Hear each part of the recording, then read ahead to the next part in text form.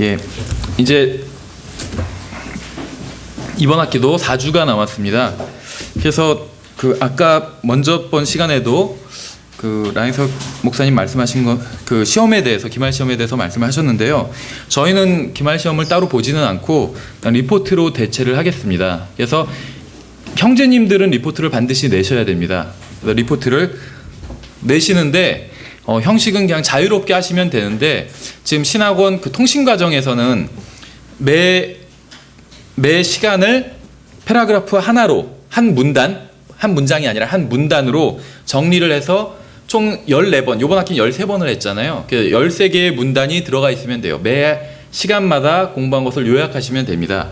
그래서 통신과정은 지금 그렇게 리포트를 내고 있거든요. 근데 그렇게 하셔도 되고, 아니면 교회사 시기별로 한 주제를 정해서, 교회사와 관련이 있으면 돼요. 한 주제를 정해서 하시면 됩니다. 저희가 살펴본 것들을 좀 더 자세히 하셔도 되고, 살펴본 것들을 인용해서 하셔도 됩니다. 아니면 우리가 공부하지 않은 내용을 리포트로 제출하셔도 돼요. 그래서 교회사와 관련 있는 리포트를 제출하시면 됩니다. 그래서 저희가 6월 첫 주에 종강을 하는데, 그때까지 저희 시간은 계속 수업을 하겠습니다.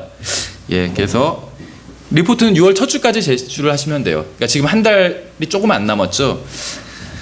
예, 그래서 지금은 이번 시간엔 이제 지난 시간에 저희가 끝내질 못했습니다. 그래서 두아디라 교회 뒷부분을 좀 보고 마치도록 하겠습니다. 프린트물 없으셔도 일단 큰 상관은 없습니다. 예, 이 시기에 두아디라 교회 시대엔 이제 온갖 잘못된 교리들이 그동안 실행되다가, 이제는 그동안 이제 잘못된 것들이 실행되던 것들이 이제는 교리로서 확정되는 그러한 시기였다고 볼 수가 있었죠.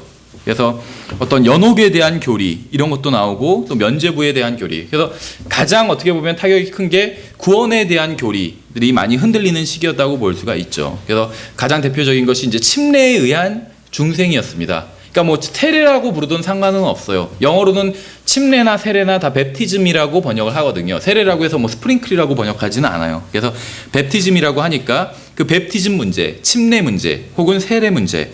그래서 성경에 의하면 침례는 완전히 물에 잠기는 형태로 줘야 되고, 또 믿는 사람, 예수 그리스도를 믿는 사람, 사도행전 8장에서 나온 것처럼 빌립이 이디오피아 내시에게 질문했을 때 이디오피아 내시가 한 것과 같은 동일한 신앙 고백을 할 수 있는 사람, 난 예수 그리스도가 하나님의 아들이심을 믿노라, 이렇게 고백을 했었죠. 그래서 그런 고백을 할 수 있는 사람에게만 침례를 줄 수 있는 것입니다. 그렇죠. 근데 그 침례가 구원의 수단으로 전락해 버렸다는 것이죠. 그래서 구원을 받는 하나의 방법으로 전락해 버렸습니다. 그러다 보니까 이왕이면 어린 나이에 구원받는 게 좋으니까 유아 침례가 생기게 된 것이죠. 근데 침례, 물에 담그기가 또 번거로우니까 간단하게 그냥 물을 뿌리자, 이렇게 세례가 나오게 되었다는 것이죠. 그래서 유아 세례까지 나오게 된 것입니다. 그래서 침례가 완전히 변질돼 버린 것이죠. 예, 그것과 아울러 이제 이때 나온 교리가 면죄부가 나왔었죠. 면죄부. 면죄부는 어떤 선행에 의해서 구원받는다는 교리를 강력하게 또 지지해 주는 것 중에 하나가 바로 이 면죄부입니다. 자기의 선행이 모자랄 경우에 예수 그리스도나 아니면 성인들의 선행을 돈을 주고 사는 것이에요. 그래서 자기의 선행에 보태는 것이죠. 그러니까 전형적으로 행위로 구원받는다는 그런 생각을 한 사람들이 고안해낸 것이에요. 이 면죄부는. 성경에 의하면 구원은 행위로 받을 수가 없습니다. 예수 그리스도를 믿으면 누구나 구원을 받을 수가 있어요. 왜냐하면 예수 그리스도께서 하신 그 행위로 인해서, 우리를 대신해서 죽으시고 묻히시고 부활하신 그 일로 인해서 누구든지 그것을 받아들인다면 구원받을 수 있는 것이죠. 그래서 성경에 의하면 믿음으로만 구원을 받을 수 있습니다. 그런데 이제 중세 이 카톨릭에서는 행위로 구원받는 것을 구원받는다고 가르치고, 또 행위로 그 거짓 교리를 지지할 수 있는 것들을 만들어낸 것이죠. 그래서 그 중에 하나가 면죄부인데, 바로 행위로 구원받는다는 사람들은 어떤 자기의 선행과 죄를 달아서 선행이 더 많으면 구원받을 수 있다, 이런 생각을 하고 있죠. 그래서 선행이 모자랄 경우에 바로 성인들의 선행을 살 수 있다, 돈을 주고. 그래서 면죄부가 나온 것이죠. 그런데 이제 이미 죽은 사람들은 어떡하냐 했을 때, 이제 이미 죽은 사람들도 그들을 위해서도 이제 살 수가 있다, 이렇게 나온 것이죠.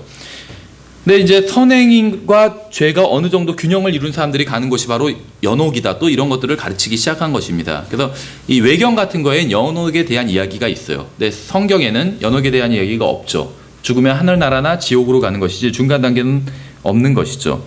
그래서 이 기간에 두아디라 교회 시기에 이제 이런 연옥에 대한 교리, 또 면죄부에 대한 교리, 그 외에 많은 잘못된 교리들이 이제 공식적으로 로마 카톨릭의 교리로 확정이 되게 됩니다. 다시 말하면 이제 이 교리를 믿지 않는 사람들은 박해를 받게 되었다는 것이죠. 정부에 의해서 또 이제 교회에 의해서 공식적인 박해를 받게 된 것이죠. 그래서 이때 박해를 받고 순교한 사람들이 대략 5천만 명이라고 해요. 1200년 동안 5천만 명의 그리스도인들이 박해와 고문으로 순교를 했습니다. 5천만 명, 1년에 4만 명씩 죽인 거예요. 4만 명. 하루에 110명씩 죽인 거예요. 하루에 110명. 매일 110명씩 처형한 거예요. 믿음으로 인해서. 엄청난 거죠. 그래서 이러한 고문과 핍박은 대부분 폴리시안, 아놀디스트, 헬리시안, 페트로 브루시안, 알비겐즈, walden스 재침례 교도들에게 가해졌습니다. 그러니까 다 성경대로 믿는 사람들이에요. 근데 지역과 리더에 따라서 이름이 이게 정해진 거죠. 또 지역과 리더와 어떤 그 사람들이 믿는 어떤 믿음의 특징으로 인해서 이런 이름으로 불리게 된 것이죠. 그런데 이제 모든 그 교황과 황제가 다 사악했던 것은 아닙니다. 뭐 대부분은 그랬겠지만 1073년에는 그레고리 7세라는 그 교황일 거예요. 교황에 의해서 성직자들 가운데 만연한 어떤 부패를 척결하기 위한 노력이 있었습니다. 근데 이것은 이제 개 중에 하나였고 대부분의 경우에는 오히려 그리스도인들을 박해하는 일을 했다는 것이죠. 대략 AD 1000년이 넘어가면서 교황들의 권세가 황제들의 권세보다 더욱 이제 강해지기 시작합니다. 그 전에는 황제들의 권세가 훨씬 더 강했어요. 사실 이 교황의 어떤 뿌리를 찾아가 보면 최초의 교황은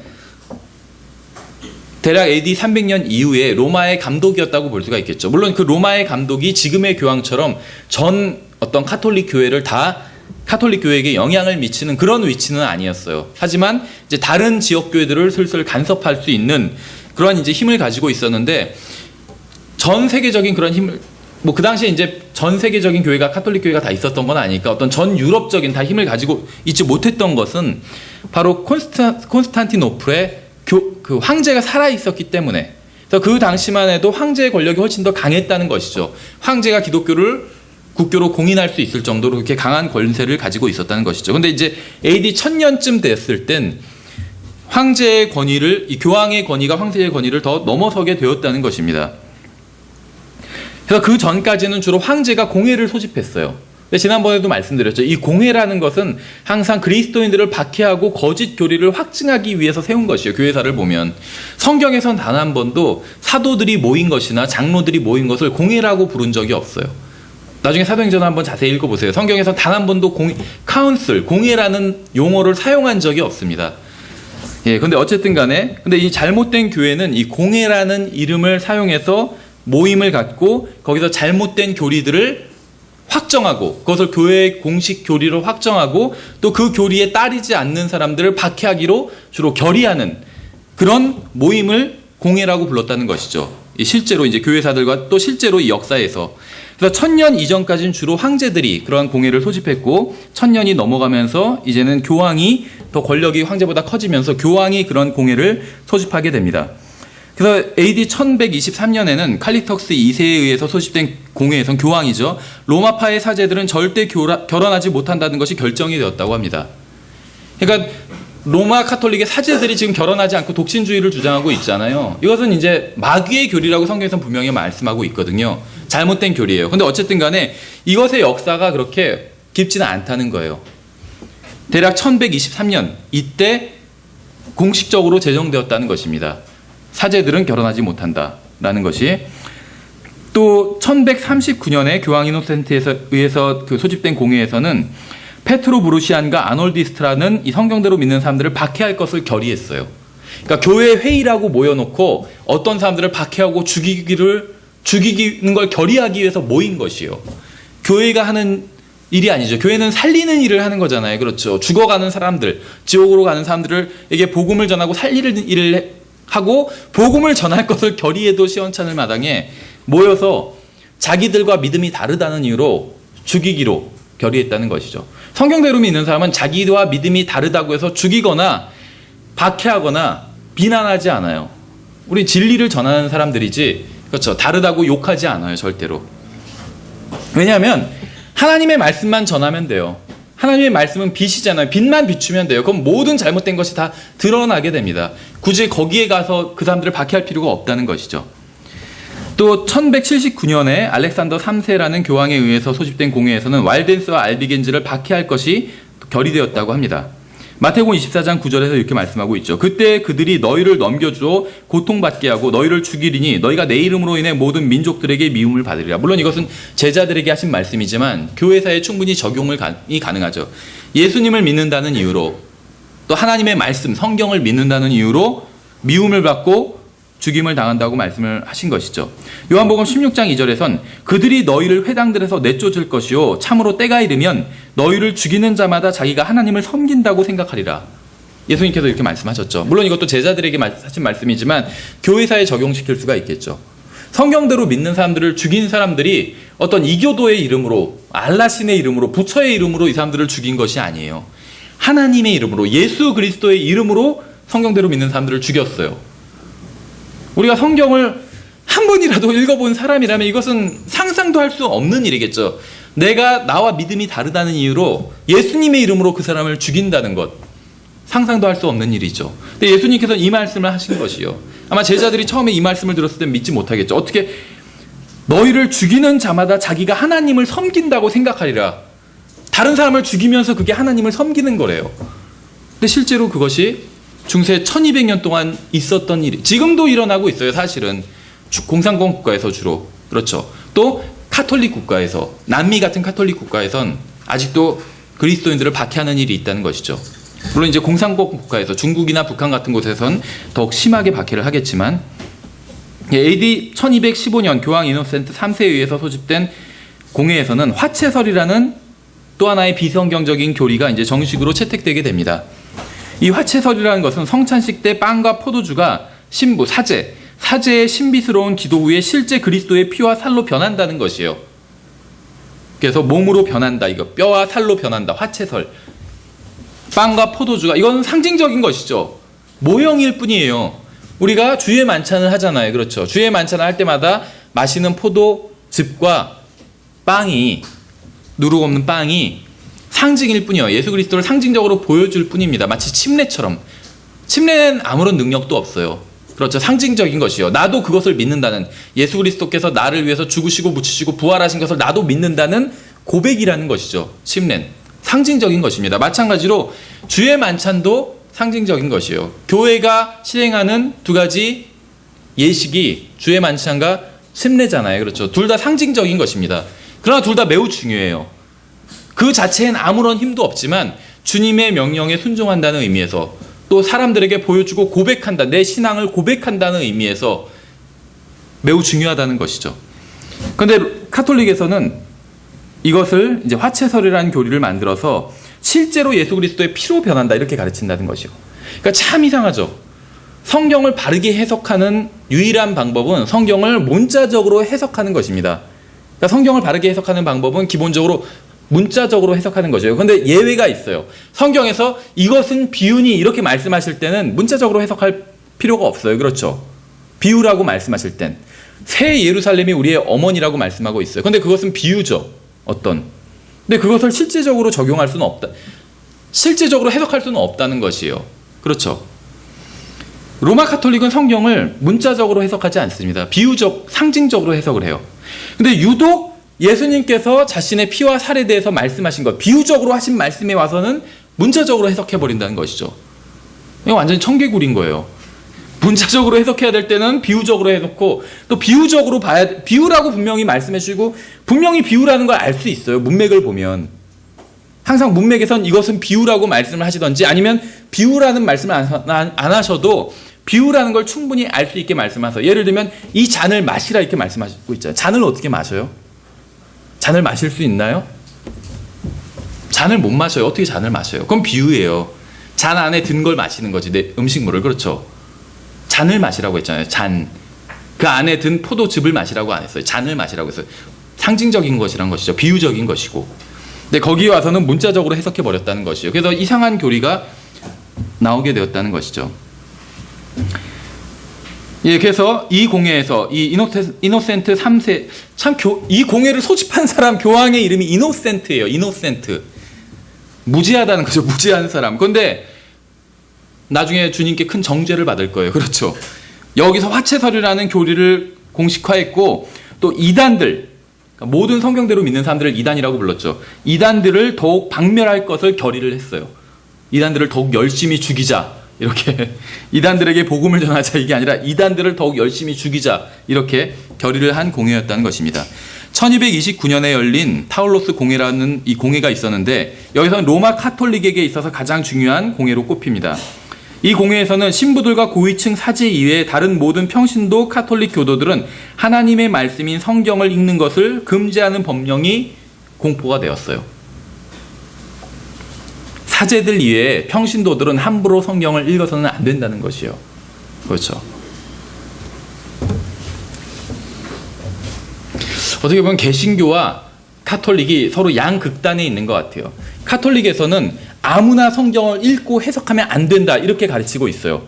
오직 성경은 사제들만이 해석할 수 있고 성경을 바르게 해석할 수 있는 유일한 인물은 교황이다 이렇게 얘기를 하고 있죠. 그래서 아무나 성경을 함부로 해석하면 안 된다 이렇게 얘기를 합니다. 카톨릭에선. 근데 개신교에서는 또 반대예요. 아무나 다 성경을 해석해도 되는 것처럼 이게 또 극단적으로 가르친다는 것이죠. 근데 성경에 보면 두 가지가 나와요. 하나는 기름 부음이 우리 안에 있으면 누구도 우리를 가르칠 필요가 없다고 말씀하고 있어요. 그렇죠. 그래서 성령님께 스스로 성경을 배울 수 있다고 말씀하고 있어요. 성경에선. 근데 또 다른 한편에서 뭐라고 말하냐면 우리들에게 성경을 가르쳐 주기 위해서 하나님께서는 목사와 교사를 교회에 선물로 주셨다고 말씀하고 있어요. 그럼 그 사람들을 통해서 성경을 배울 수 있다고 말씀하고 있는 것이죠.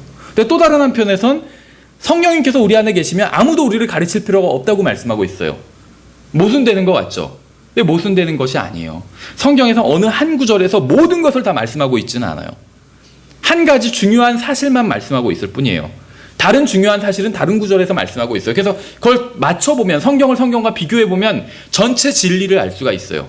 하나님께서 원하시는 것은 무엇이냐면 우리가 성경을 스스로 공부하기를 원하세요. 또 다른 건 무엇이냐면 우리가 성경을 누군가에게 배우기를 원하세요. 교회의 가장 큰 목적이 교회의 목적이 여러 가지가 있지만 세 가지 큰 목적이 있는데 첫 번째 목적은 하나님의 말씀을 가르치는 것이잖아요. 그렇죠?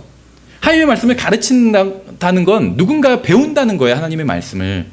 그렇죠. 그래서 하나님께서는 교회의 선물로 목사와 교사를 주셨어요. 성경을 가르칠 수 있는 사람을 주셨다는 거예요. 그래서 우리가 그 사람을 통해서 성경을 배우는 것, 이것이 하나님의 뜻이에요. 그래서 주일에, 일요일에 나와서 성경을 배우죠. 수요일에 나와서도 또 기도를 하고 또 성경 공부를 하죠. 또 토요일에도 이렇게 우리가 신학원이라는 이름으로 모여서 성경 공부를 하고 있는 것이죠. 나와서 하나님의 말씀을 공부하는 것, 이것이 하나님의 뜻이라는 것이에요. 그런데 그것만 하면 다 되는 것이 절대로 아니에요. 대부분의 성경대로 믿는 그리스도인들이 거기서 멈춰버려요. 대부분의 그리스도인들이. 나는 교회에 와서 열심히 배우니까, 나는 신학원까지 나와서 성경을 배우니까 난 성경을 충분히 공부하는 것이다 이렇게 생각한다는 것이죠. 근데 그것은 하나님의 뜻을 반만 실행한 것이에요. 하나님의 또 다른 뜻은 무엇이냐면 우리가 스스로 성경을 공부하는 것입니다. 스스로. 그렇죠. 교회에 나와서 성경을 배우죠. 집에서 혼자 스스로 공부하는 것이에요. 그래서 내가 공부한 것들, 나를 가르쳐준 사람이 알려준 것들이 이것이 정말 하나님의 말씀에 있는 그대로인지 사실인지 비교해 보는 것이요. 그래서 스스로 성경을 공부하는 것이요. 그래서 저는 그것이 양 다리와 같다고 생각해요. 한쪽 다리로도 갈 수가 있죠. 저 어릴 땐 깽깽이라고 불렀는데 한쪽 다리로 이렇게 깡충깡충 뛰어서 갈 수가 있어요. 그렇죠. 근데 오래 갈 수는 없어요. 어느 정도 갈 수는 있지만 넘어지게 되겠죠. 아니면 지치든지 금방 더 두 다리, 양다리로 걷는 것보다 훨씬 더 금방 지치겠죠. 스스로 성경을 공부하고 또 하나님께서 교회에 선물로 주신 목사와 교사를 통해서 또 성경을 배우고 또 스스로 성경을 공부하고 이게 계속 반복되어야 된다는 것입니다. 삶에서. 그럼 양다리로 걷는 것과 마찬가지예요. 그럼 이제 정상적인 신앙생활을 할 수 있는 것이죠. 절대로 앞에서 어떤 사람이 얘기하는 것만을 다 받아들이고 내가 확인해 보지 않는다면 그럼 오류에 빠지게 돼요. 그런데 또 다른 사람한테는 절대 배우지도 않아요. 혼자만 연구해요. 그래도 오류에 빠지게 돼요. 그래서 혼자 또 성경을 연구하고 또 다른 사람에게도 성경을 배우고, 저도 마찬가지예요. 물론 교회 와서 목사님 성경 공부하시는 것도 뭐 설교하시는 걸 듣고 배우지만 또 집에서도 따로 또 성경을 연구하거든요. 확인해 보는 것이죠. 그것이 필요하다는 것입니다. 어쨌든지 간에 로마 카톨릭에서는 성경을 공부하는 것은 고사하고 읽는 것 자체를 금지시켜 버렸다는 것입니다. 읽지를 못하도록. 1229년에 그 타울로스 공회에서 1232년에는 이제 최초로 종교 재판소가 열리게 됩니다. 인퀴지션. 그래서 이제 본격적으로 로마 카톨릭에 반대하는 사람들을 박해하기 시작한 것이죠. 그 전에도 박해했지만 이제 종교 재판소라는 더욱 효율적인 기구를 통해서 이제 박해를 시작한 것이죠.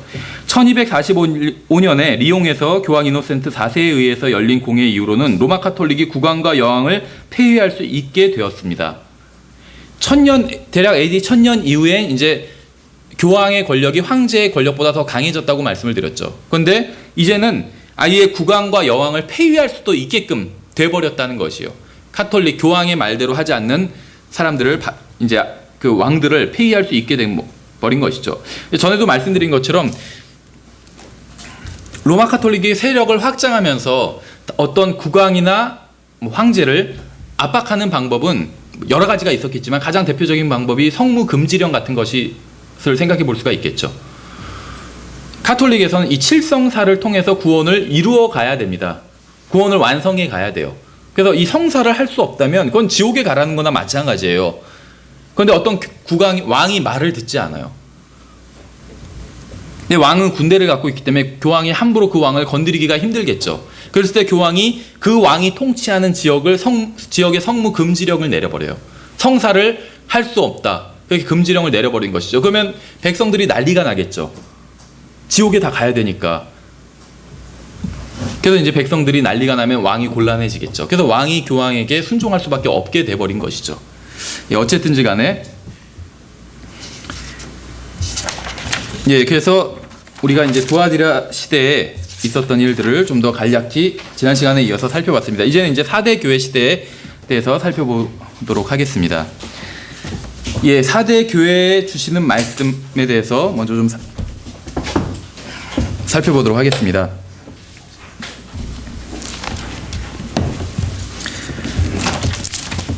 계시록 3장이죠.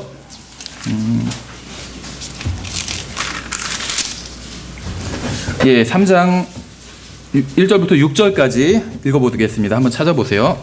자, 3장 1절부터 4대에 있는 교회의 천사에게 쓰라. 하나님의 7영과 7별을 가진 이가 이것들을 말하노라. 내가 내 행위를 아노니 내가 살아있다는 이름은 가지고 있으나 죽었도다. 깨어서 남아있으나 죽으려 하는 것들을 강하게 하라. 내가 하나님 앞에서 내 행위가 완전함을 찾아내지 못하였나니 그러므로 내가 어떻게 받았고 들었는지 기억하고 굳게 붙잡아 회개하라. 그런즉 만일 내가 깨어있지 아니하면 내가 도둑같이 내게 이르리니 내가 어느 시각에 내게 이를지 내가 알지 못하리라. 4대에도 자기 옷을 더럽히지 아니한 몇 이름이 내게 있어 그들이 흰옷을 입고 나와 함께 걸으리니 그들은 합당한 자들이니라. 이기는 자 곧 그는 흰옷을 입을 것이요 내가 그의 이름을 생명책에서 지워버리지 아니하고 그의 이름을 내 아버지 앞과 그분의 천사들 앞에서 시인하리라. 귀 있는 자는 성령께서 교회들에게 말씀하시는 것을 들을지어다. 이 4대라는 말의 의미는 이제 붉은 자들이라는 의미라고 합니다. 붉은 자들. 그래서 어떻게 보면 이 시대에 이제 많은 사람들이 또 순교를 하게 되죠. 그래서 어떤 순교자들을 상징적으로 보여주는 것이다. 이렇게 또 생각할 수도 있겠죠. 우리는 앞에서 사랑이 없는 교회인 에베소 교회와 고난 가운데 충성했던 서머나 교회와 악을 용납했던 버가모 교회, 그리고 악의 누룩이 퍼져 있던 두아디라 교회에 대해서 살펴봤습니다. 이제 우리가 이제 살펴볼 교회는 이제 4대 교회인데, 어떻게 보면 에베소 교회와 좀 비슷한 면이 있어요. 이 4대 교회는. 그리고 또 서머나 교회는 빌라델비아 교회, 이 4대 교회 다음에 나오는 빌라델비아 교회와 또 유사한 면이 있고, 버가모 교회는 라오디게아 교회와 유사한 면이 있습니다. 4대라는 도시는 어떤 높은 언덕 위에 세워진 난공불락의 도시였다고 합니다. 그래서 이 도시의 사람들은 이 자기들의 도시가 난공불락의 도시라는 어떤 자만심이 있었다고 합니다. 그래서 물질적인 부요를 가지고 있었고 상업이 번성한 도시였다고 그래요. 근데 이러한 도시에 있던 4대 교회도 겉으로는 모든 것이 잘 되어가는 듯 했다는 것이죠. 세상적으로 봤을 땐 어떤 큰 도시였고, 그러나 주님의 평가는 좀 달랐다는 것입니다.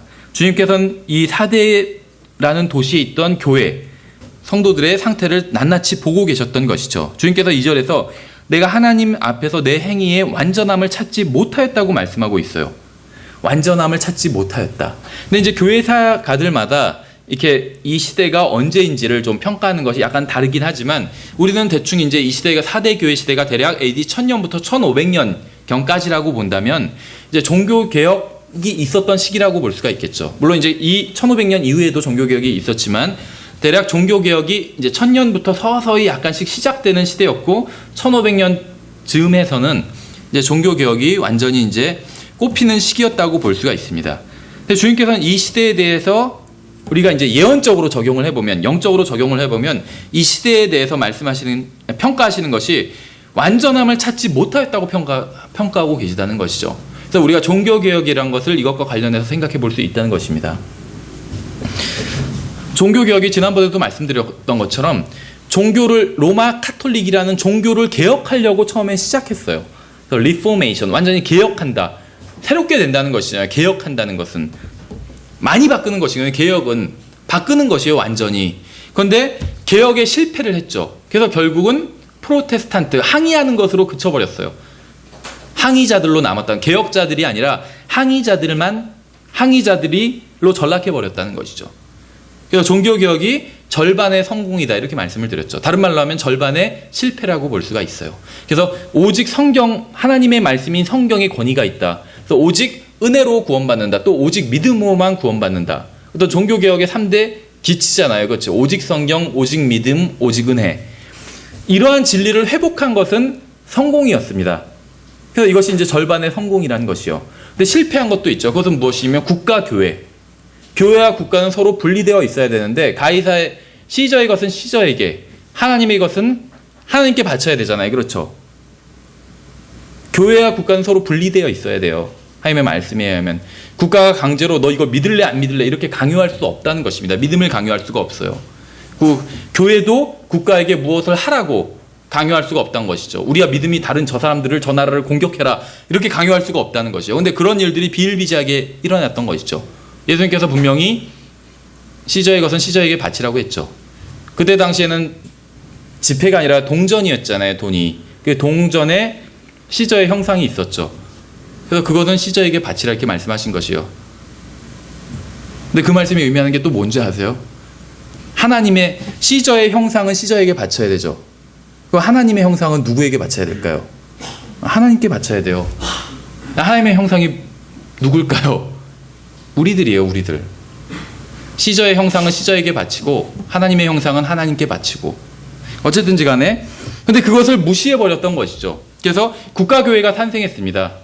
로마 카톨릭이라는 어떤 제국의 종교에서 루터 교회, 독일 교회, 또 성공회, 영국 교회, 또 어떤 장로 교회, 어떤 스코틀랜드의 교회, 이런 국가, 또 그리스 정교회, 이런 국가 교회들이 탄생하게 되었다는 것이죠. 그다음에 어떤 유아 세례 같은 것들, 이런 거짓 교리를 또 그대로 개혁자들도 갖고 왔죠. 그래서 이것이 바로 이제 절반의 실패에 해당한다고 볼 수가 있어요. 그래서 절반은 성공했지만 절반은 실패했어요. 그래서 여전히 어떤 악한 것들을 가지고 있었습니다. 그래서 심지어는 자기들과 믿음이 다른 사람들을 박해하는 그런 특성까지도 그대로 가지고 있었다는 것이죠. 그러니까 개신교도들이 자기들도 카톨릭에게 박해를 당했음에도 불구하고 자기들과 믿음이 다른 또 다른 사람들, 또 다른 성경대로 믿는 사람들을 박해했다는 것이요. 그래서 믿음이 다른 사람들을 박해하는 전통도 그대로 가지고 나왔다는 것입니다. 잘못된 것이 있었다는 것이죠. 4대 교회는 크게 부족한 것이 없는 듯 보였지만 결코 온전한 교회는 아니었다는 것입니다. 4대 교회를 보시면 크게 부족한 것은 없어요. 그런데 온전하지는 못했다는 것이에요. 왜냐하면 주님께서도 완전함을 찾지 못하였다고 말씀하고 계시다는 것이죠. 그래서 주님 앞에서 쓰임받을 수 있는 모든 조건을 가지고 있었지만 온전히 헌신하지 못한 교회였다는 것입니다. 주님은 4대 교회가 살아있다는 이름을 가지고 있으나 죽었도다고 말씀하고 있어요. 죽었도다고. 살아있다는 이름은 가졌으나 죽었도다고 말씀하고 있죠. 그들은 스스로 살아있다고 생각했지만 주님은 그들이 죽었다고 선언하시는 것입니다. 외적으로 훌륭해 보이지만 교회 안에 생명이 없다는 뜻이에요. 사람들은 외면을 보고 평가하지만 하나님은 내면을 보시죠. 우리는 사람들의 평가와 주님의 평가가 다른 것을 여러 차례 보게 됩니다. 이 교회에 대한 것도 마찬가지죠. 라오디게아 교회는 자기들이 부유하다고 평가했지만 주님께서는 가난하다고 평가하셨잖아요. 그렇죠. 서머나 교회 성도들은 겉으로 보기엔 궁핍했지만 주님의 평가는 그들이 부유하다고 평가를 하셨어요. 또 사대 교회에 대한 주님의 평가는 그들이 살아있다고 하는 이름만 가졌을 뿐 실상은 죽은 자들이라는 것이었습니다. 교회 안에 믿는다고 고백하지만 실은 생명이 없는 사람들이 많이 있어서 그랬을 수도 있었겠죠. 믿는다는 고백은 있지만 그리스도가 없을 수도 있다는 것입니다. 라오디게아 교회처럼 신앙의 이름은 가졌지만 생명이 없을 수 있었던 것이죠. 많은 활동과 조직이 있었지만 생명이 없을 수 있었다는 것입니다. 사대 교회의 상태가 바로 이제 이랬다는 것이에요. 이 교회는 자만으로 눈이 멀어 있었습니다. 이 서신이 그들 사이에 읽혀졌을 때 그들이 어떤 생각을 했을까요? 사대 교회는 주님의 말씀처럼 살아있다는 이름을 가지고 있었지만 실상은 죽은 교회였습니다. 잘은 알지 못하지만 아마 어떤 타협이 있었을 수 있었겠죠. 교회 내에서. 아니면 또 구원받지 않은 사람들을 교회로 받아들여서 이러한 또 주님께 책망을 드렸을 수도 있었겠죠. 아니면 사대교회가 구원받은 사람들로 이루어져 있었지만 영적으로는 어떤 면에서는 주님을 위해서 아무것도 어떤 것들이 부족했기 때문에, 그래서 어떤 활동이 없었기 때문에 또 죽어 있었다고 주님께서는 평가하실 수도 있었겠죠. 자세히는 우리가 알 수 없지만 3절에서 주님께서는 내가 어떻게 받았고 들었는지 기억하라고 말씀하고 있어요. 내가 어떻게 받았고 들었는지, 우리가 하나님의 말씀을 어떻게 들었는지, 또 하나님께로부터 무엇을 받았는지 기억해 볼 필요가 있다는 것이죠.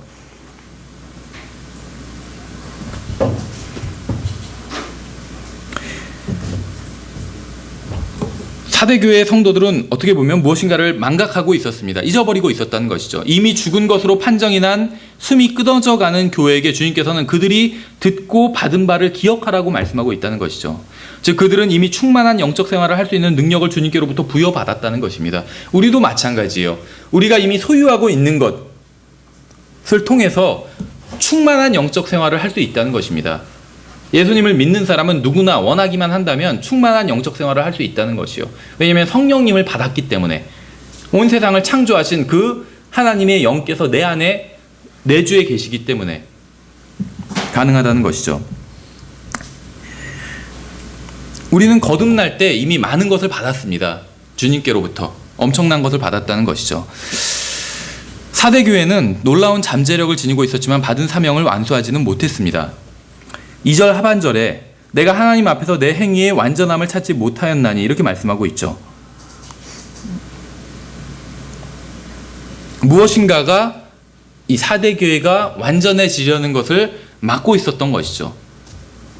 그것이 무엇인지는 자세히 알 수 없지만 아마도 어떤 물질주의라든지 아니면 어떤 세상적인 야망이라든지 어떤 육신적인 모습, 이런 것이 있었을 수도 있었겠죠.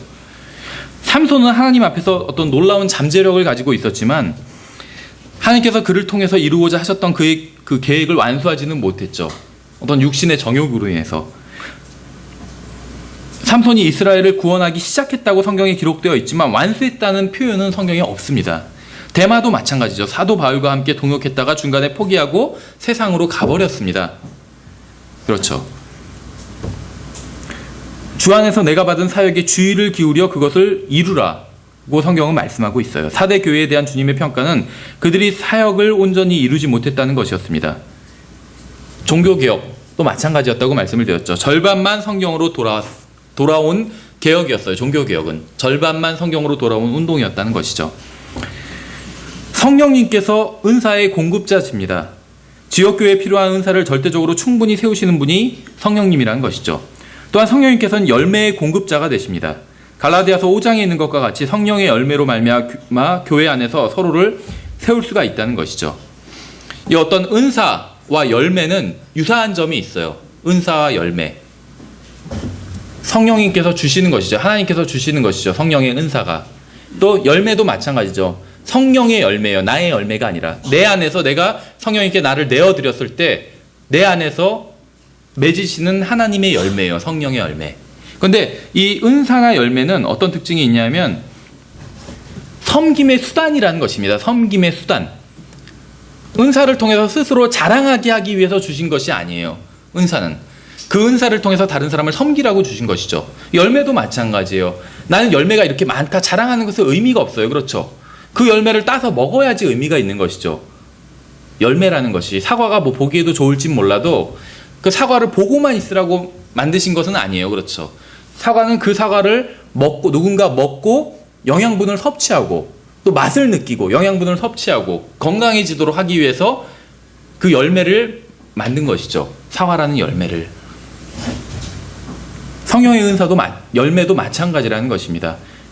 자기가 이렇게 대단한 사람이다 이렇게 자랑하기 위해서 열매를 맺어 주신 것이 아니라 성령님께서 그 열매를 통해서 다른 주위에 있는 다른 사람들이 유익을 얻도록. 그래서 이런 은사나 열매는 그 은사가 있는 사람 또 열매를 맺은 사람이 유익한 것이 아니라 주위의 사람들이 교회가 유익을 얻어야 돼요. 그 은사를 통해서 또 그 열매를 통해서 그렇다는 것이죠. 아마 성령의 열매를 읽어보시면 그 책으로 나온 것을 읽어보시면 이제 자세히 아실 수 있습니다. 어쨌든지 간에 그래서 은사는 개인의 유익이 아닌 그리스도의 몸인 교회의 유익을 위한 것입니다. 성령님께서는 우리의 봉사를 강화시켜 주시는 분이세요. 열매를 맺게 해주시는 분이라는 것이죠. 사도행전에 여러 번 등장하는 단어가 바로 성령 충만이라는 단어입니다. 근데 사도행전에 보시면 이 성령으로 충만하여 라는 단어를 보면 항상 봉사와 관련이 있어요. 아니면 말씀 전파와 관련이 있어요. 그러니까 성령이 충만한 사람의 증거가 무엇이냐 하면 뭐 방언을 한다든지 이런 것은 아니에요. 성경에 보시면 그런 게 없어요. 그들이 성령으로 충만하여 방언하더라. 사도행전 2장에서 물론 이제 외국어로 말하는 장면이 나오지만 그 이후에 그런 것들이 나오지 않아요. 그러면 그들이 성령으로 충만하여 복음을 하나님의 말씀을 선포하더라. 하나님의 말씀을 담대히 선포하더라. 이렇게 나온다는 것이죠. 그래서 성령 충만의 증거가 무엇이냐면 하나님의 말씀을 전하는 것, 다른 사람들에게 복음을 전하는 것, 그 다음엔 다른 사람들을 섬기는 것. 이것이 성령 충만의 증거라는 것이죠. 그래서 이 성령 충만은 은사주의자들이 말하는 그런 것이 아니라 구원받을 때 이미 받은 성령으로 충만해지는 것. 이미 구원받을 때 우리는 성령님을 받았어요. 근데 내가 그 성령님께 자리를 내어드려서 성령님께서 충만해지신 것이요. 내 안에서. 성령님께서 내 안에 계세요. 그런데 지금 성령님께서는 위축되어 계신 것이요. 왜냐하면 내가 내어드리지 않으니까 자리를. 위축되어 계신 거예요. 그런데 내가 내 안에서 자리를 내어드렸어요. 성령님께. 그랬더니 성령님께서 점점 내 안에서 영토를 확장해 가시는 것이죠. 그래서 내가 모두 다 내어드렸어요. 나 자신을. 그럼 성령님께서 충만하게 계시는 것이요. 내가 다 내어드렸기 때문에 내 안에 내가 가지고 있는 자리를 다 내어드렸기 때문에 성령님께서 충만하신 것이요. 그럼 어떤 일을 하실까요? 성령님께서는 섬기시기로 오신 것이죠. 그리스도인들을 돌봐주시러 오신 것이에요. 그래서 성령님이 충만한 사람은 다른 사람을 섬기는 일을 하는 거예요. 그래서 하나님의 말씀을 전하는 일을 하는 것이고 복음을 전하는 일을 하는 것이고 그렇죠. 교회 안에 역사하시는 성령님의 충분한 사역을 경험하지 못할 때 다른 것들을 도입해서 교회의 어떤 그 빈 것, 공백을 채우려고 한다는 것입니다. 우리는 성령님께서 지역 교회 안에 역사하셔서 필요한 말씀을 충분히 공급해 주신다는 사실을 믿어야 됩니다. 교회 안에서 말씀이 가르쳐지도록 성령님께서 하시는 일이 충분하지 않다고 우리가 생각한다면 다른 것을 도입하려고 한다는 것이죠. 예를 들면 주님께 드리는 찬송이 아닌 어떤 세상적인 음악, 예배, 경배가 아닌 어떤 쇼, 그렇죠. 뮤지컬 같은 걸 한다든지 교회 예배 대신 연극을 한다든지 그런 경우들이 있잖아요. 그렇죠. 성령 충만이 없기 때문에 비어있기 때문에 뭔가를 채우기 위해서 다른 것들을 자꾸 도입할 생각을 한다는 것이죠. 4대 교회에 대한 주님의 책망을 살펴보면 주님께서는 이러한 4대 교회 무엇인가 부족했었죠. 성령 충만하지 않았던 교회였던 것이에요. 그래서 이러한 교회에 주님께서 책망하시면서 기억하라라고 말씀하셨고 또 굳게 붙잡으라 이렇게 말씀하셨고 회개하라고 말씀하셨고 또 깨어라고 말씀하고 있어요. 깨어나라고. 주님께서는 죽은 교회가 주님의 말씀과 주님께서 주시는 은사를 기억하고 굳게 붙잡고 회개하여 다시 깨어나기를 원하셨던 것입니다. 주님께서는 굳게 붙잡으라고 말씀하셨어요. 우리는 4대 교회에 보낸 편지에서 사탄에 대한 언급이 빠져 있는 것을 볼 수 있습니다. 다른 앞에 편지에서는 뭐 사탄의 자리가 있는 것을 아노라 막 이런 표현들이 나오잖아요. 그렇죠. 그런데 4대 교회에서는 사탄에 대한 언급 자체가 빠져 있다는 것이죠. 어떤 이세벨에 대한 언급도 없어요. 니고라당의 교리를 지키는 자들 이런 말씀도 없습니다. 이 4대 교회에는 외적인 공격자도 내부의 적도 없었던 것이 어떻게 보면 그렇죠. 이세벨도 없고 니골라당의 교리도 없어요. 사탄의 회당도 없어요. 그런데 완전한 모습이 아니었죠. 주님 앞에서 부족함이 있었다는 것입니다. 그럼 무엇이 문제였냐면 이 사람들은 진리를 가지고 있었지만, 그렇죠, 진리를 가지고 있었지만 이 진리를 굳게 붙잡고 있지는 않았다는 것이에요. 그래서 주님께서는 굳게 붙잡으라고 말씀하셨던 것이죠.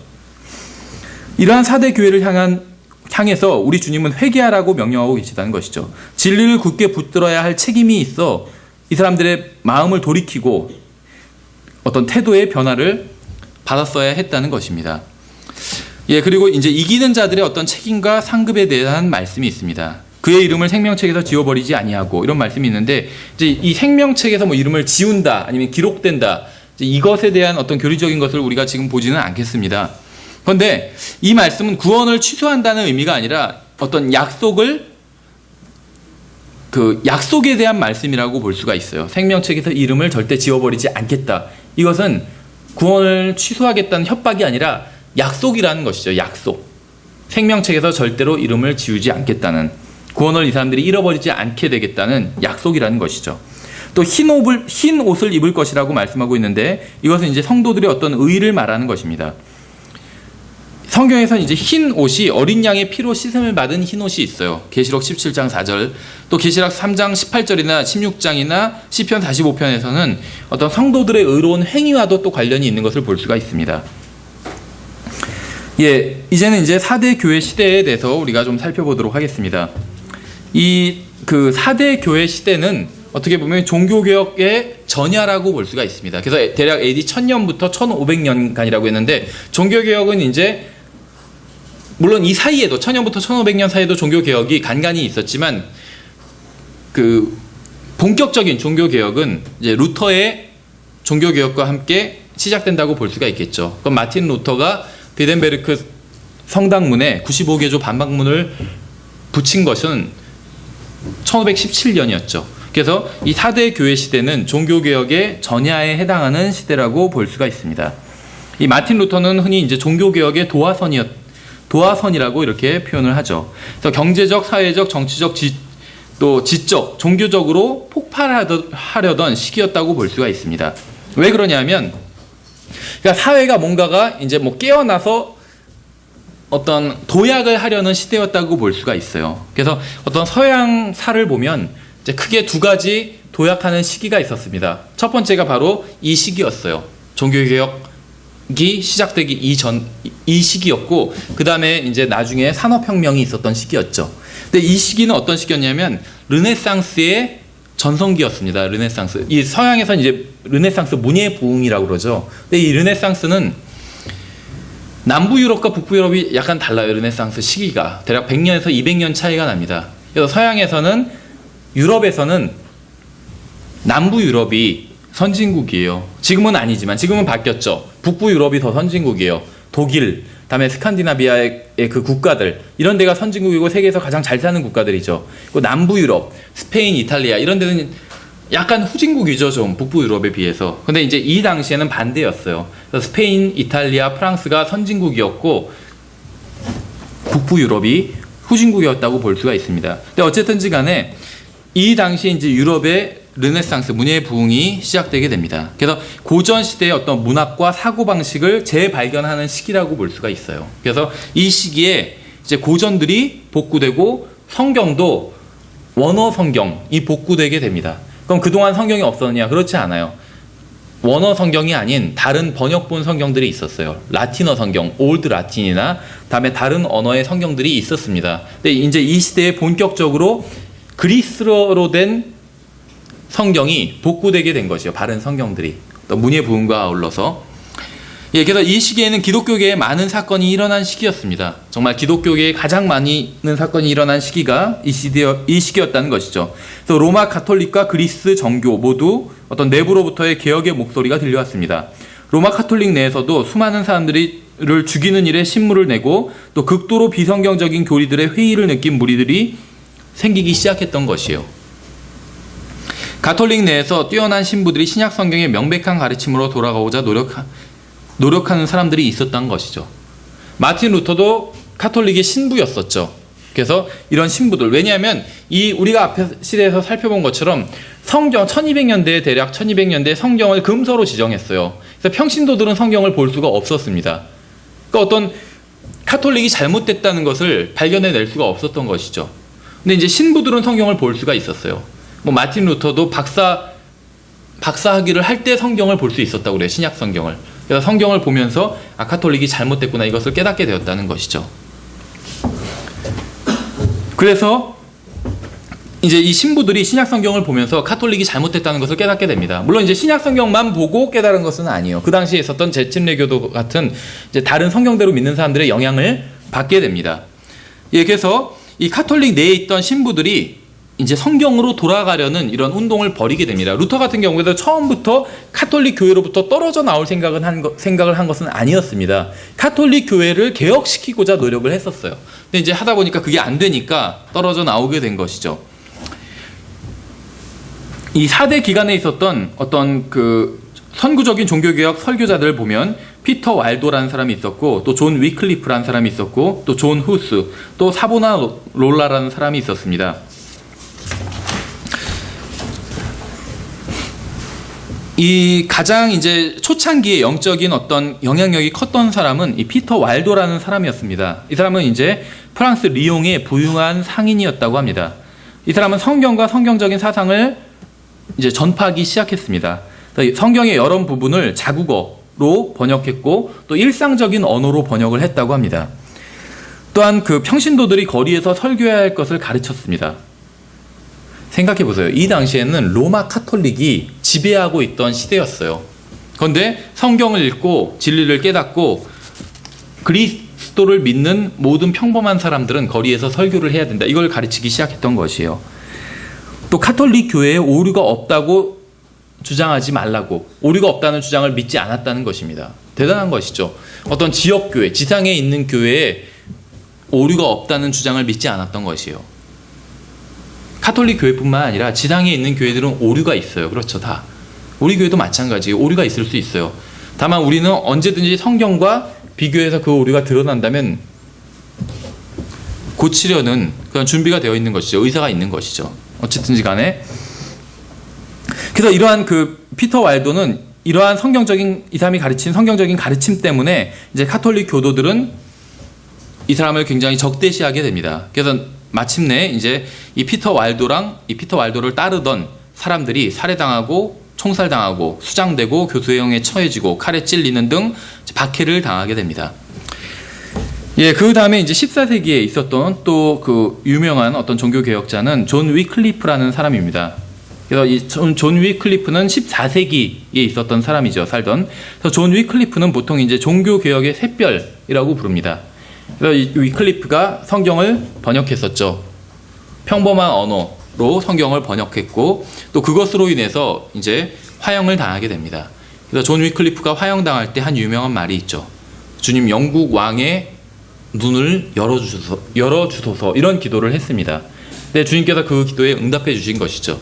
그래서 나중에 대략 200년 후에 제임스 왕, 킹 제임스에 의해서 성경이 번역되게 된 것, 그 킹 제임스의 어떤 허락하에 성경이 번역된 것이죠. 그래서 영국 왕의 눈을 주님께서 열어주신 것이죠.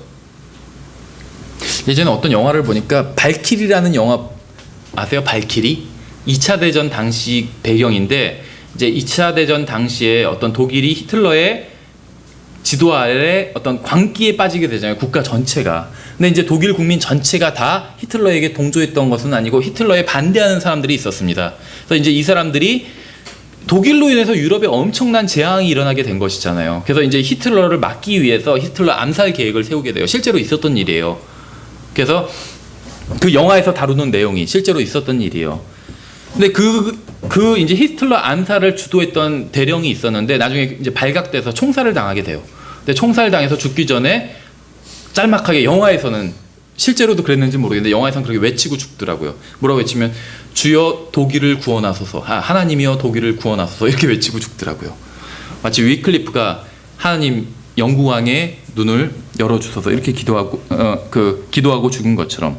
어쨌든지 간에 위클리프는 카톨릭 내부에서 종교개혁을 시도한 최초의 인물로 전해지고 있습니다.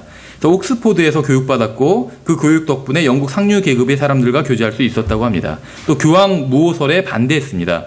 또 무형교회를 강조했고 눈에 보이지 않는 교회, 규칙보다는 하나님의 말씀을 설교해야 할 목회자들의 책임을 강조했다고 합니다.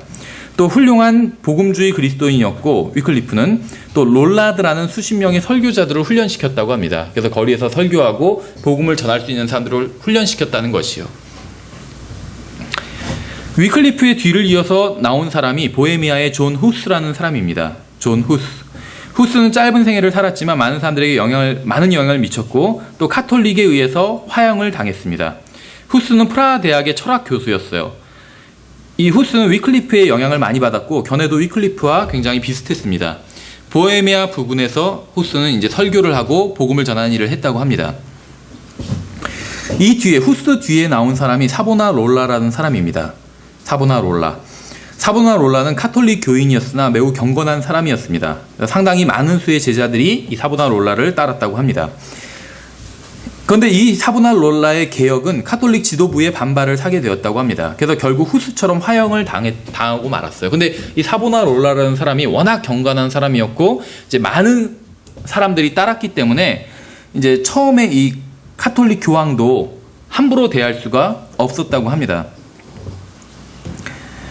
이 사보나롤라는 이제 이탈리아의 플로렌스라는 지방에서 설교를 하면서 여기서 이제 개혁 운동을 시작했어요. 근데 이제 이 사보나롤라는 전천년주의자였고 또 교황의 권위를 포함한 로마 카톨릭의 어떤 교회의 잘못된 교리들을 또 로마 카톨릭 교회의 타락을 신랄하게 공격했습니다. 그래서 결국 이제 순교를 당하게 돼요.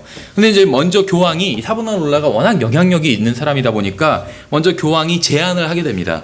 그래서 그대에게 붉은 모자를 주겠다 이렇게 제안을 했다고 합니다. 붉은 모자가 뭐냐면 추기경들이 쓰는 모자예요.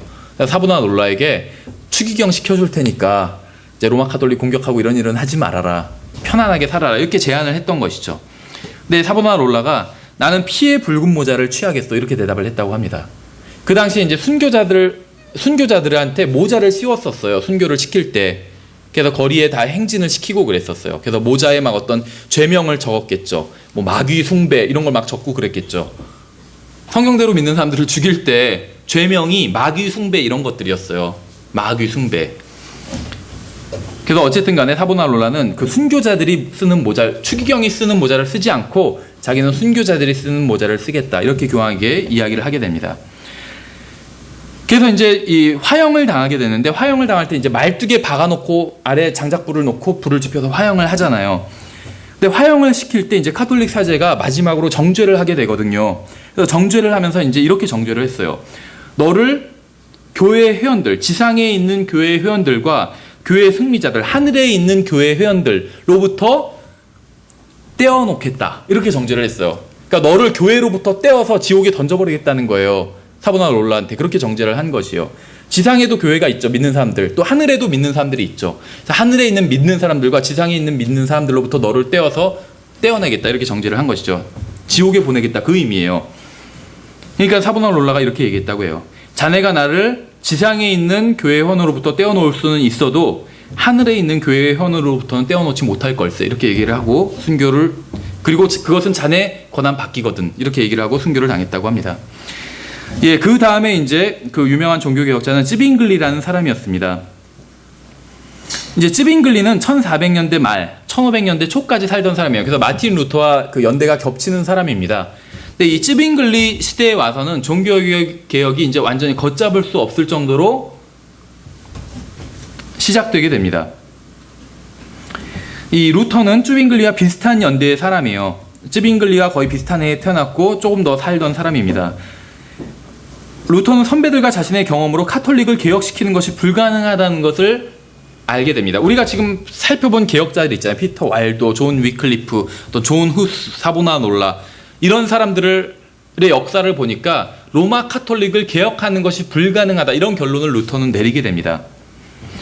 그래서 이제 다른 조직을 이루게 돼요. 로마 카톨릭으로부터 아예 떨어져 나와서 루터 교회라는 다른 조직을 이루게 되는 것이죠. 그래서 멜랑이톤과 다른 사람들을 모아서 루터 교회라는 조직체를 만들게 됩니다. 이 조직이 바로 이제 독일의 국교가 되는 것이죠. 그래서 프랑스에서 개혁의 불길을 당긴 사람은 또 존 칼빈이었습니다. 존 칼빈. 그래서 이 칼빈 루터 교회가 생긴 지 11년 만에 장로 교회를 설립을 했습니다. 칼빈이 제네바에서 장로교회를 세운 지 19년 만에 이제 칼빈의 제자인 존 녹스가 스코틀랜드에 장로교회를 세우게 됩니다. 그래서 1592년에 장로교회는 스코틀랜드의 국교가 됩니다.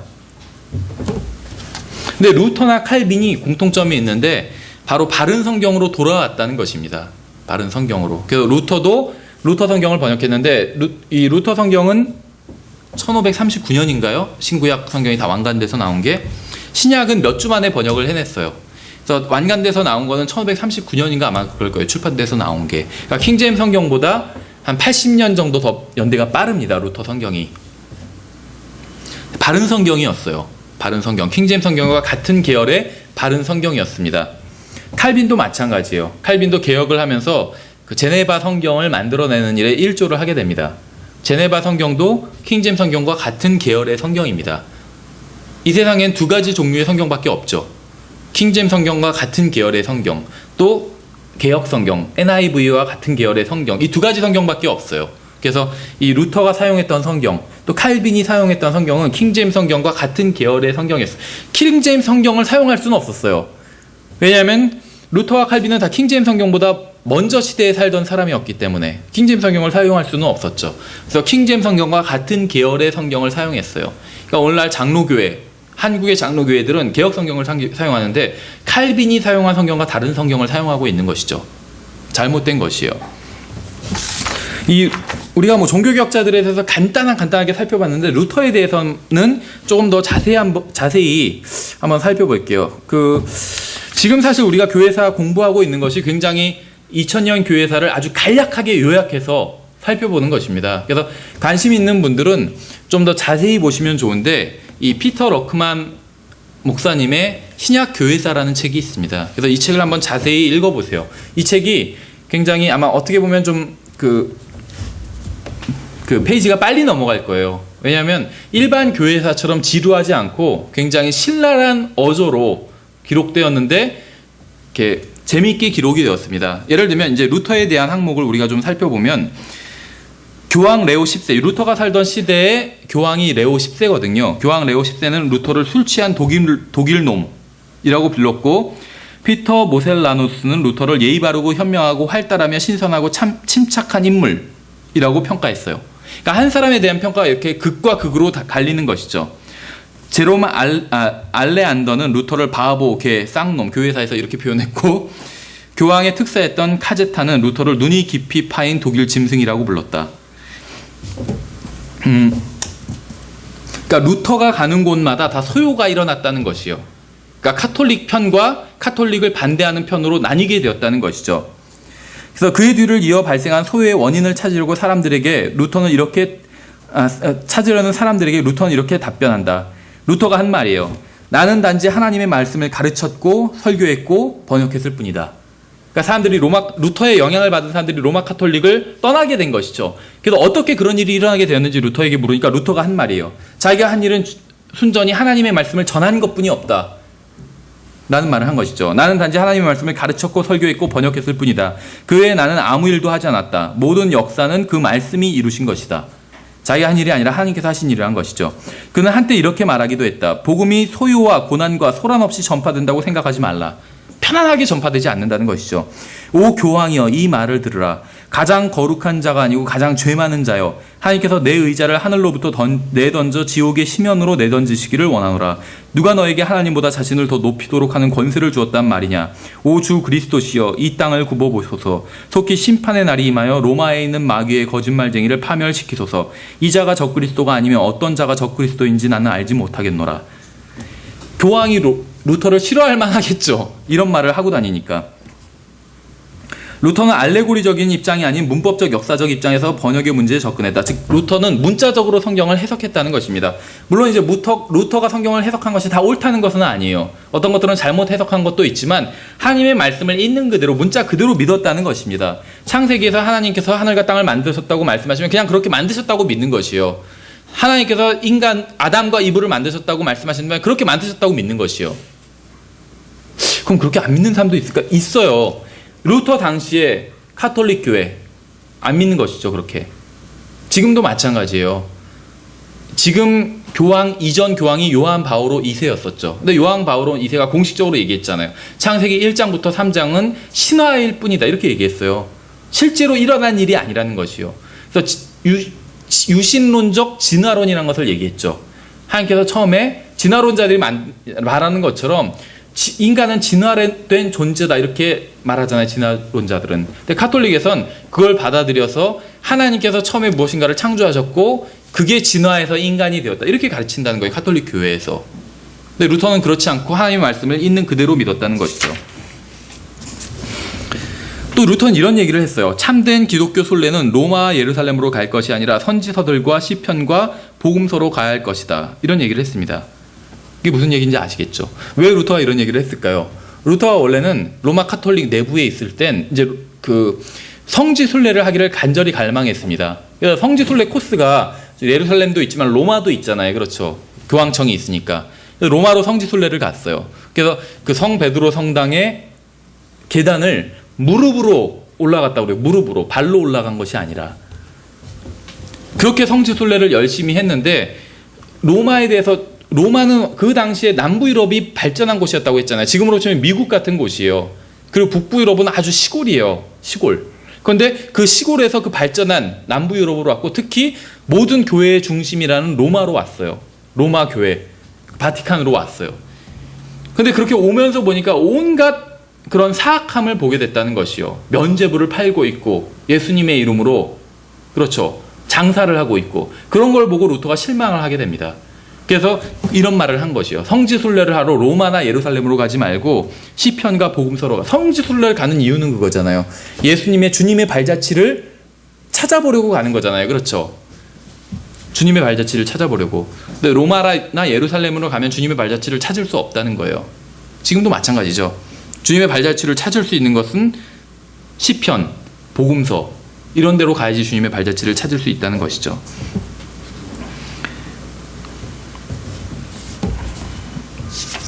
그래서 루터가 그 로마 교황청의 어떤 사악함을 목격하고 나선 이렇게 얘기를 하게 됩니다. 로마 교황청은 바벨론이나 소돔보다 더 많이 부패했다. 교황청은 도둑들의 불법 천지가 되었고 가장 수치스러운 매운굴이 되었으며 죄와 사망과 지옥의 왕국이 되었다. 따라서 적그리스도가 온다 할지라도 그 역시 교황청의 사악함에 덧붙일 것이 전혀 없을 것이다. 적그리스도가 와도 더 악한 일을 할 만한 것이 없다는 거예요. 그냥 그대로 이어받으면 된다는 거예요. 교황청은.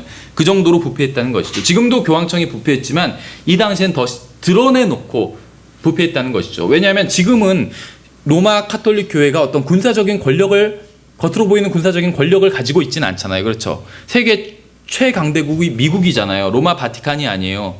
로마 바티칸도 하나의 지금 국가로 카운트되는 거 아시죠? 로마 바티칸이 이탈리아에 소속된 것이 아니라 하나의 국가로 따로 취급을 받아요. 근데 로마 그 바티칸이 세계 최강국이 아니라는 것이죠. 군사적인 면에 있어서 미국이 최강국이죠. 그러니까 드러내놓고 어떤 사악한 짓을 하진 못해요. 그런데 이 당시엔 유럽을 제패하고 있었어요. 로마 카톨릭이 또 바티칸이 유럽을 통치하고 있었죠. 군사적으로 종교적으로만이 아니라 군사적으로도. 그렇기 때문에 이제 드러내놓고 사악한 짓을 하고 있었던 것이죠. 그래서 이제 그런 것을 보고 루터가 그 교황청에 대해서 이렇게 평가를 했던 것입니다. 조금 더 이 기록 읽어보면 루터는 두 가지 언어로 설교했고 자신의 신앙의 정통성을 심판받고 있던 와중에서 재판관이던 황제에게도 공개적으로 경고할 정도의 담대함을 갖고 있었다. 루터는 모든 정치적, 종교적 반대자들 앞에서 전혀 두려워하지 않았다. 그는 헨리 8세에 대해서도 강력한 어조로 비판했다. 그는 공개적으로, 그러니까 헨리 8세에 대해서 하는 말이에요. 헨리 8세는 공개적으로 그리고 고의적으로 거짓말을 한다. 이 저주받을 자는 심히 부패한 자로 하늘에 계신 나의 왕에게 고의적으로 또한 의식적으로 거짓말을 꾸며대는도다. 만약 그가 교회의 수호자라고 한다면 그 교회는 진홍빛 옷을 입은 피에 취한 가증한 것들의 어미일 것이다. 엄청 강력하죠. 루터가 이런 식으로 항상 설교를 했어요. 그러니까 루터의 설교를 듣고는 그의 편이 되든지 그를 반대하든지 둘 중에 하나겠죠. 또 루터가 교황에 대해서 한 말이에요. 교황 제도는 이 세상에 존재했던 또한 앞으로 존재하게 될 모든 것 중에서 사탄의 가장 해악스러운 가증스러우며 불과 어리석은 자의 분노와 토마스 아퀴나스의 포도주에 취한 자로 그 돼지들이 원한다면 와서 나를 불태우라고 하라. 여기서 내가 그들을 기다리겠노라. 내 육체의 죄는 수천 개의 바다 가운데 던져진 후에라도 다시 돌아와 홀로 이 가증스러운 무리들을 괴롭히고 박해하리라. 이게 무슨 말인지 아세요? 루터를 죽이겠다고 협박하니까 이런 말을 한 거예요.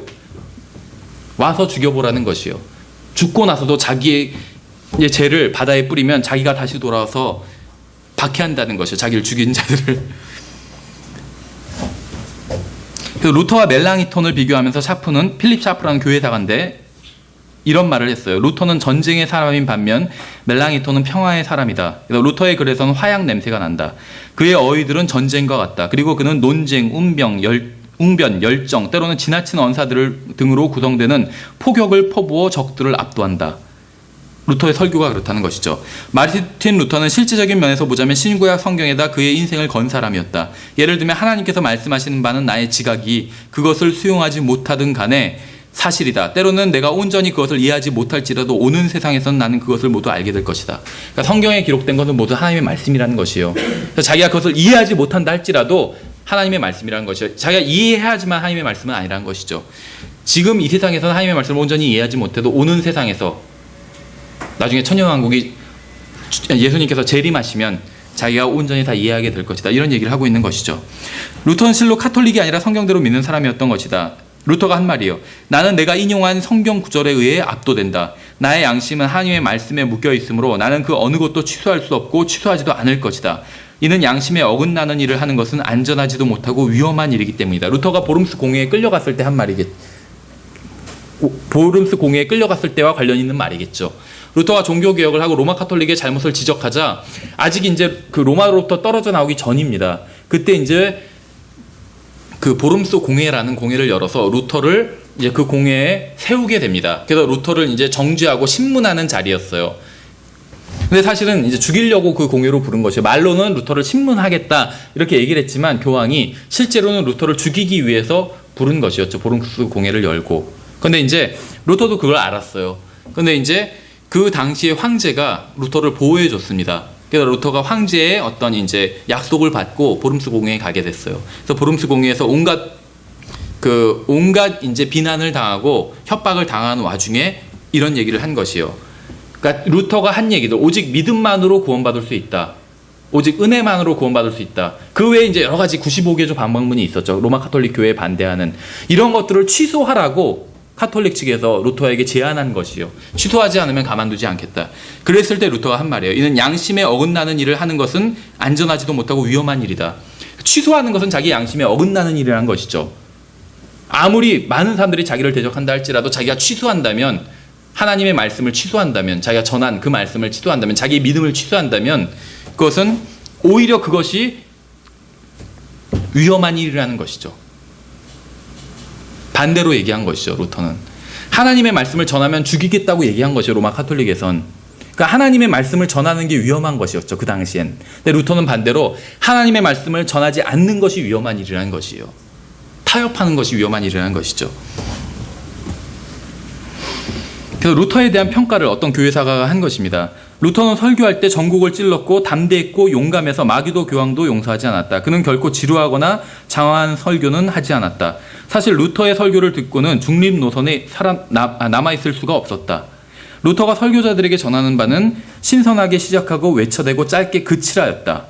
그가 자기 청중 가운데서 학자들을 무시했고 일반 사람들을 대상으로 설교했다. 그래도 왜 이런 말이 있잖아요. 짧은 설교가 다 명설교는 아니지만 모든 명설교는 다 짧은 설교다. 이런 말이 있어요.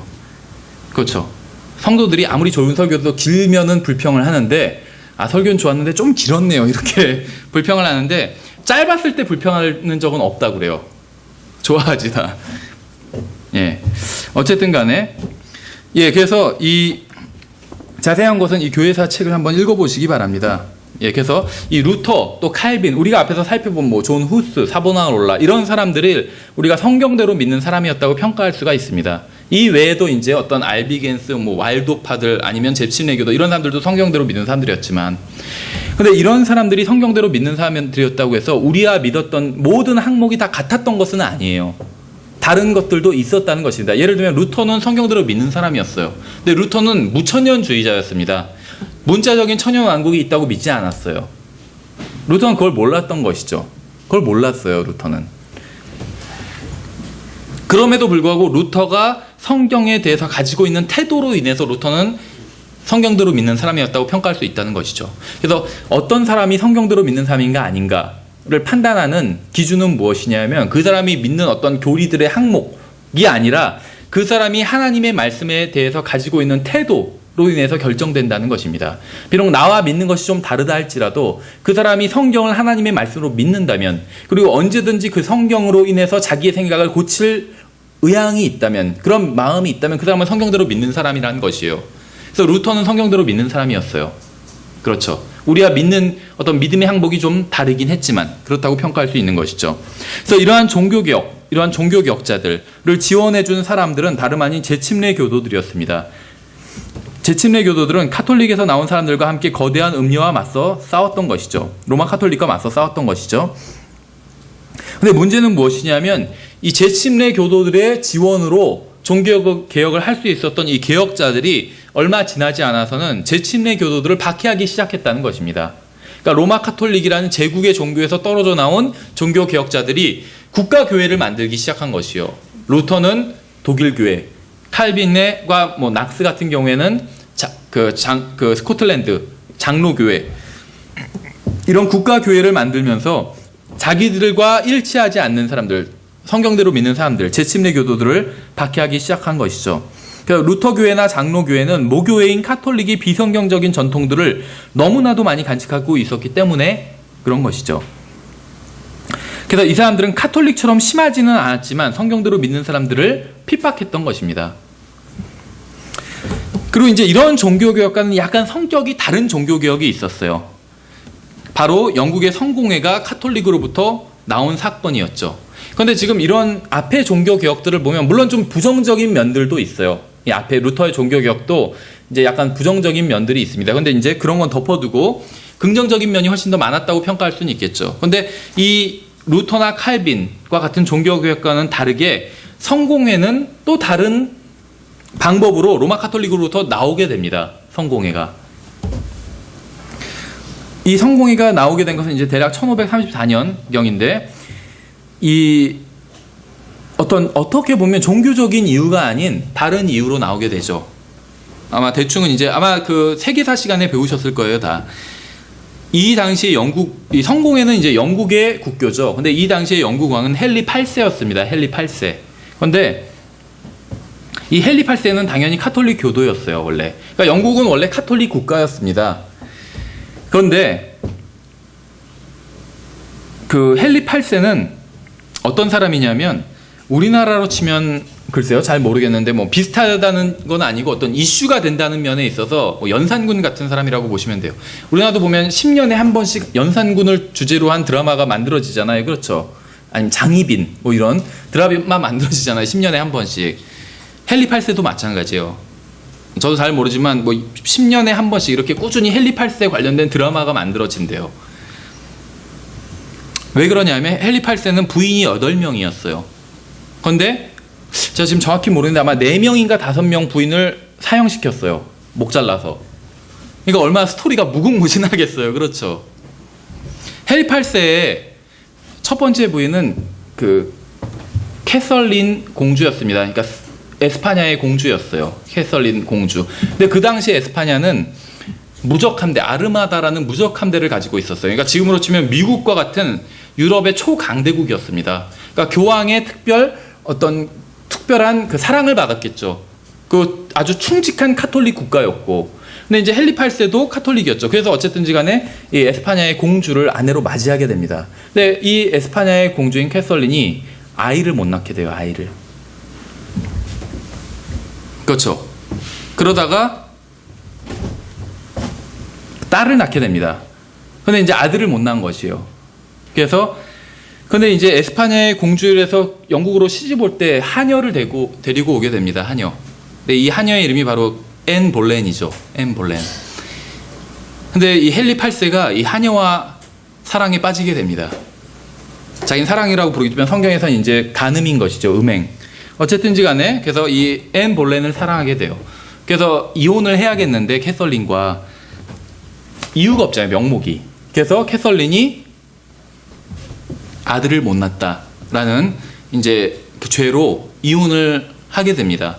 그래서 이제 이혼을 할 때는 교황의 허락을 받아야 돼요. 그래서 교황한테 이혼을 하겠다고 했는데 교황이 어떻게 얘기했을까요? 반대했어요. 왜 반대했을까요? 이혼이 비성경적이라서 것이라서 반대한 것이 아니라 아까 얘기한 것처럼 그 당시에 가장 강력한 국가는 에스파냐였는데 그 에스파냐의 공주였어요. 캐설린이. 근데 그 공주를 이혼녀를 만들어버리면 자기가 어떻게 되겠어요. 그렇죠. 그래서 이혼을 반대했어요. 이혼하면 안 된다고. 그러니까는 이혼을 하기 위해서는 이제 교회 수장의 허락을 받아야 되는데 교회의 수장이 허락을 안 해주잖아요. 그러니까 할 수 없이 그러면 카톨릭 교회에서 나오겠다고 우리 교회, 우리나라는 우리가 따로 교회를 세우겠다. 그 수장은 자기가 되겠다. 이렇게 한 것이요. 그래서 영국 왕이 교회 수장으로 자기가 교회 수장이 되는데 그래서 자기가 자기 이혼을 허락한 것이요. 그리고 허락하고 앤 볼렌이랑 결혼했어요. 근데 문제는 앤 볼렌도 아들을 못 낳았어요. 딸을 낳았어요. 그렇죠. 그래서 계속 여자를 갈아치우게 돼요. 그러니까 얼마나 이야기가 무궁무진하겠어요. 이것이 드라마로 만들어질만 하겠죠. 그래서 이제 결국은 그래서 그 부인들을 또 이제 사형을 시키고 이제 그렇게 됩니다. 그래서 굉장히 이야기가 어떤 지저분한 이야기, 그러나 세간 사람들의 흥미를 끌만한 그러한 이야기들이 이제 많이 생겨나게 됩니다. 그래서 어쨌든지 간에 좀 카톨릭 교회로부터 떨어져 나오게 된 동기는 훌륭하진 않지만 어쨌든 간에 영국이 카톨릭 교회로부터 떨어져 나오게 됩니다. 그리고 나중에는 뭐 크랜머, 라티머, 리들리 이런 사람들에 의해서 이제 실질적인 어떤 성공에도 개혁이 좀 이루어지게 됩니다. 그런데 사실은 개혁이 좀 이루어지지만 사실은 거의 로마 카톨릭 교회와 같다고 보시면 돼요. 그러니까 그리스 정교, 로마 카톨릭 또 영국의 성공회가 거의 같다고 보시면 됩니다. 약간 다른 점이 조금 있을 뿐, 뭐 성직자가 결혼할 수 있다, 아니면 어떤 성상을 인정하지 않는다, 이런 점은 좀 다르지만 대부분은 비슷하다고 보시면 돼요. 예, 그래서 이제 이렇게 로마 카톨릭으로선 지금 북유럽 국가들을 완전히 잃어버리게 된 것이죠. 근데 이제 영국마저 잃어버리게 된 것이요. 이 헨리 8세로 인해서. 그래서 피에 메리가 집권해서 집권할 때 다시 교회가 카톨릭으로 일순간 돌아가게 되긴 합니다. 이 피에 메리가 누구냐면 바로 캐설린의 딸이에요. 그러니까 자기 어머니가 사형을 당했죠. 근데 어머니는 카톨릭 국가의 그 공주였잖아요. 그래서 이 피에 메리 여왕도 카톨릭 신앙을 갖게 됩니다. 자기 어머니가 이제 그 아버지 때문에 사형을 당하게 됐으니까. 그러면서 성공회가 생기게 된 것이죠. 그러니까 성공회를 엄청 박해를 하게 됩니다. 그러면서 다시 카톨릭으로 돌아가게 돼요. 근데 이제 그 뒤를 이은 사람이 바로 이제 엘리자베스 여왕입니다. 엘리자베스 여왕은 이제 이 앤 볼렌의 딸이에요. 그래서 다시 성공회로 또 돌아가게 됩니다. 어쨌든지 간에 그리고 이제 그 후에는 이제 그 유명한 그 제임스 왕이 또 왕위를 물려받게 되고 그 후에는 이제 완전히 성공회로 카톨릭과는 결별을 하고 물론 교리적으로는 비슷하지만 어쨌든지 간에 정치적으로는 완전히 결별을 하게 됩니다. 그래서 영국 교회는 형식적으로는 영국 왕 아니면 여왕이 교회 수장인데 이제 실질적으로는 캔터베리 대주교가 수장 역할을 하게 됩니다. 그래서 캔터베리 대성당이 카톨릭으로 치면 로마 바티칸이나 마찬가지예요. 그래서 왜 영국의 고대 문헌 같은 거 보면 어떤 문학 작품 보면 캔터베리 이야기 이런 게 있어요. 캔터베리 그 성당에 성지 순례를 가는 이러한 이제 문학입니다. 어떤 문학 장르 이야기인데 그런 거에 소재가 될 정도로 이 캔터베리 성당이 영국에서는 굉장히 어떤 유서가 깊고 어떤 맏형 장자 교회라고 보시면 돼요. 영국 교회에선. 그래서 이 캔터베리 대주교가 이제 영국 교회의 실제적인 수장이 됩니다. 어쨌든지 간에 그래서 이 영국 교회도 성공회도 정치적인 면에 있어서는 로마 카톨릭과 결별을 하게 되죠. 교리적으로는 거의 비슷하지만 그래서 이러한 일들로 말미암아 16세기 말에는 로마 카톨릭 또 그리스 정교, 또 영국 교회 성공회, 또 독일 교회 루터 교회, 그리고 스코틀랜드 교회, 장로 교회 이렇게 5개의 국가 교회가 탄생하게 됩니다. 그래서 제침례 교도들과 알덴시안과 같은 성경대로 믿는 사람들은 이들로부터 모두 박해를 받게 됩니다. 그래서 마태복음 우리가 교회에서 처음 시작할 때 읽어봤었죠. 마태복음 7장 13절 너희는 좁은 문으로 들어가라. 멸망으로 인도하는 문은 그 길이 넓어 거기로 들어가는 자가 많고 생명으로 인도하는 문은 좁고 그 길이 좁아 그것을 찾는 자가 적으리라. 생명으로 인도하는 문이 어렵다고 말씀하신 적이 없어요. 구원은 쉬워요. 그렇죠. 그런데 좁다고 말씀을 하셨어요. 많지는 않다는 것이죠. 카톨릭과 그들에게서 나온 국가교회들은 성직자 제도, 또 국가교회, 유아세례, 세례에 의한 중생, 그리고 다른 그리스도인들을 핍박하는 것과 같은 여러 가지 비성경적인 요소들을 가지고 있었습니다. 절반만 성공한 것이죠. 어떤 오직 성경, 믿음으로 얻는 어떤 구원, 은혜로 받는 구원, 이런 것들은 종교개혁을 통해서 회복된 진리지만 여전히 잘못된 비진리도 가지고 있었다는 것입니다. 그래서 처음에는 모든 국가교회들이 서로를 핍박했어요. 그러니까 카톨릭 신앙을 가지고 있는, 예를 들면 프랑스나 스페인, 이탈리아, 때에 따라서는 이런 국가들이 한편이 되고, 또 이제 북유럽의 국가들, 독일과 어떤 네덜란드 같은 북유럽의 덴마크 같은 북유럽의 국가들, 또 영국 같은 이런 개신교 국가들이 한편이 돼서 카톨릭 국가와 전쟁을 하고 서로 핍박을 하고 했다는 것이죠. 왜냐하면 다 국가교회였기 때문에, 군대가 있었기 때문에 서로 싸울 수가 있었던 것이요, 전쟁을 할 수가 있었던 것이요, 국가교회였기 때문에. 근데 이제 1555년에 아우구스버그에서 열렸던 종교회의에서 서로 다른 교파의 사람들을 핍박하지 않겠다는 아우구스버그 평화조약이 체결되게 됩니다. 왜냐하면 국가교회이기 때문에 우리 교회, 예를 들면 우리 교회 다른 교회가 싸운다면 어떤 교리적인 논쟁이겠죠. 실제로는 싸울 수 없잖아요. 왜냐하면 군대가 없으니까. 그런데 교회마다 군대가 있다고 생각을 해보세요. 국가교회는 군대가 있었어요. 그러니까는 교리적인 논쟁이 아니라 실제로 가서 교리적으로 상대를 설득하지 못하면 그것으로 끝나는 것이 아니라 실제로 군대를 몰고 가서 상대를 몰살시켜버리는 것이에요. 국가교회의 싸움은 그래서 무서운 거예요. 그렇죠. 근데 그러다 보니까 이게 피해가 너무 막심하잖아요. 그렇죠. 카톨릭이 승리할 때는 개신교 국가에 많은 사람들이 죽게 되는 것이고, 개신교가 승리할 땐 카톨릭 국가의 사람들이 많이 죽게 되는 것이고, 그러니까는 평화조약을 1555년에 세우게 됩니다. 그래서 서로 신앙, 믿음이 다르다고 해서 서로 죽이지는 말자, 이런 조약을 세우게 돼요. 그런데 여기서도 단서 조항이 있었어요. 예외. 성경대로 믿는 사람들은 예외였어요. 그래서 서로, 예를 들면 루터교회, 카톨릭교회, 장로교회는 서로는 서로를 죽이지 않는다, 이렇게 조약을 맺고, 이 교회들 성도들만 죽이지 않는다, 이렇게 조약을 맺은 것이요. 그럼 성경대로 믿는 사람들은 죽여도 된다는 것이요, 상관하지 않겠다는 것이죠. 예, 그래서 이러한 가운데서도 성경대로 믿는 사람들은 성경의 보존에 적극적이었고, 또 성경에 기록된 말씀대로 신앙을 지키는 일에 또 적극적이었다는 것입니다. 예, 그래서 우리가 이제 그 4대 교회 시대에 대해서 간략하게 살펴봤고, 다음 시간에는 이제 빌라델비아 교회 시대에 대해서 살펴보면서 이제 종교 개혁에 대해서 좀 더 간단하게 좀 요약해서 살펴보고, 다른 이 루터 외에 이제 다른 영국의 어떤 개혁자들과 또 이들이 한 일에 대해서 살펴보고, 필라델비아 교회 시대에 대해서 좀 살펴보도록 하겠습니다. 예, 수고하셨습니다.